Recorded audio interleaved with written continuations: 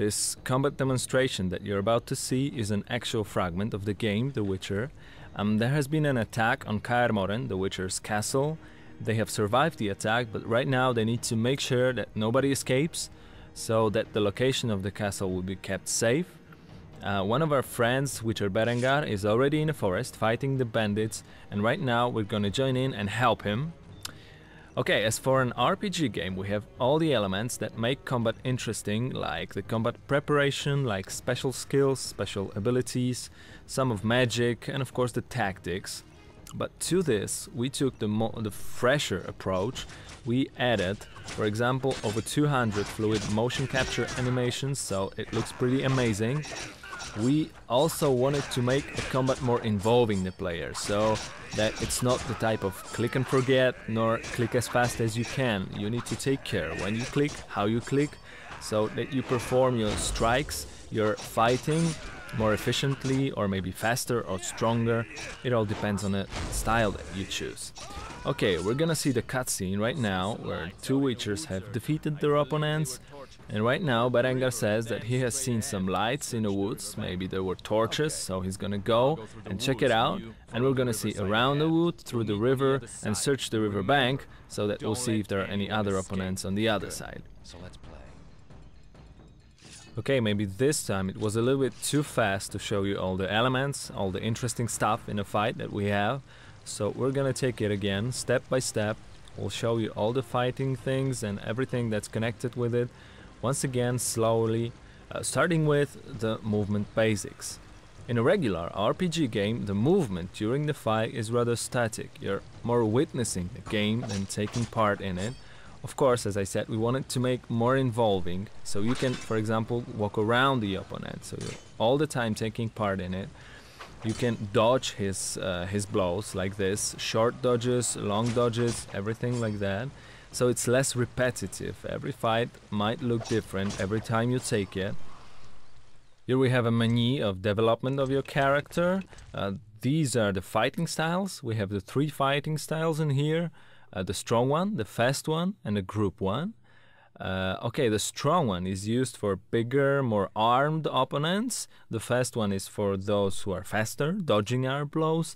And the group one is for swarming hordes of monsters or other opponents. Okay, the bigger icon show us the different animations, the levels of a sequence of strikes, while the smaller ones show us the upgrades of each level of the sequence. We're gonna see a sequence. Right now, you can perform a sequence by watching the indicators on the screen, like the cursor of your mouse, like special trail of a weapon. By performing a sequence, you make your fighting more efficient, more strong, and you can make a special animation at the end, like a bonus. For example, when you perform a sequence to the very end, you can see the animation of the opponent falling down and some special bonus, like killing him with a special stab of sword or something like this. Okay, this will be a special stab from the strong style, a very, very strong stab of the sword. Okay, and we're gonna move on. This opponent won't be any trouble for us anymore. We're gonna talk a little bit about the distant combat right now. We're gonna see an archer in the distance right there, and when he sees us, he's gonna move back to the hill, because from a hill he has better aim, better tactics. This is what they usually do. And we're gonna go on the hill, stand beside him, below him, and then talk a little bit about what can you do in a distant combat. Okay, at first you will see that since the Witchers are mutants, they can move faster than normal human. Our Witcher can deflect the arrows of the archer. This is the skill that player is developing throughout the game. But of course this is not the only solution that we have. We can use a Quen sign that we will activate right now. It's a special force shield, deflecting the arrows, so we don't have to do it with our sword anymore. But this is not the only option. Of course, we also have the funny one, the Igni sign, when the opponent is burned down and dies in flames. Okay, this one won't be any trouble again. Okay, right now we're gonna see the most typical situation in a game, which is of course the group combat. We're gonna see some of the melee opponents running right now, and there's an archer in the back also. you can see that they're surrounding us. That's because the strikes given from the back are much more powerful in this game, which is an interesting thing. And we can use the power-up version of our signs, like the Ard. Right now, it just requires holding your mouse button a little longer. Now the beautiful stab of a sword. And the power-up version of our other signs, like Igni, for example. And then the interesting thing is that there is also a powerful version of a distant attack, of distant combat. We're gonna use it in a moment on the archer right there. We'll just hold a mouse button on the archer a little longer, and then the Witcher will prepare for the attack and run up to the archer and stab him with his sword really hard so that he kills him immediately, and of course the bonus animation follows.